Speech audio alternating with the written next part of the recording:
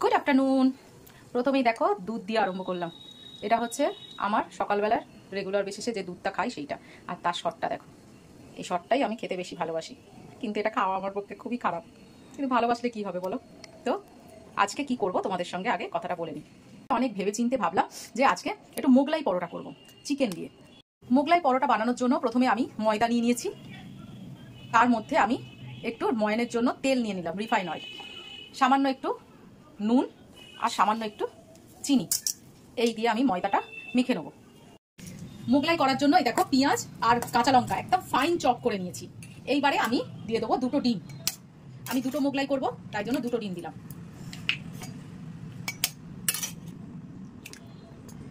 এই দুটো ডিম দিয়ে দিলাম।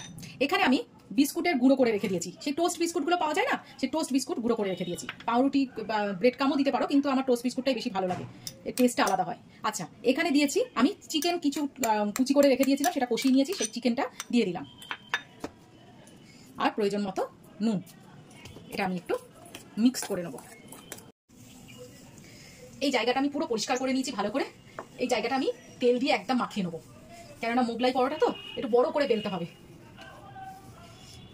এই আমি জানি সবাই বাড়িতে করে, তাও একবার দেখে নাও, যদি কিছু ভালো লাগে তাহলে আমারটা দেখে করো। একদম পাতলা করে বেলবো। এই চিকেন মোগলাইগুলো না বাইরে 120-150 টাকা করে বিক্রি হয়, বেকার কেন কিনবে, ঘরে বানাও, ভালো তেলে করো আর খেয়ে নাও। দেখো কত পাতলা করে আমি বেলেছি, যতটা পাতলা হয় ততটা আমি পাতলা করে বেলে দিয়েছি। এইবারে এই মিক্সটাকে নিয়ে এই মাঝখানটায় দিয়ে দেবো। চিকেন দিয়ে এইরকম ভাবে করবে, খেতে আরো টেস্টি লাগে। এইবারে আমি এই পাশ থেকে একটা ফোল্ড করব, এই পাশ থেকে একটা ফোল্ড করব, এই পাশ থেকে একটা ফোল্ড করব, আর এই পাশ থেকে ফোল্ড করব। সেই ছোটবেলায় আমরা খাম করতাম না, ওই রকম টাইপের। এইবারে একটা কড়াই তেল দিয়েছি, এবার আস্তে আস্তে করে ভেজে নেব। এই যে আমার মোগলাই হয়ে গেছে। এবারে এটা 4 পিস করে প্লেটের মধ্যে দিয়ে দেবো।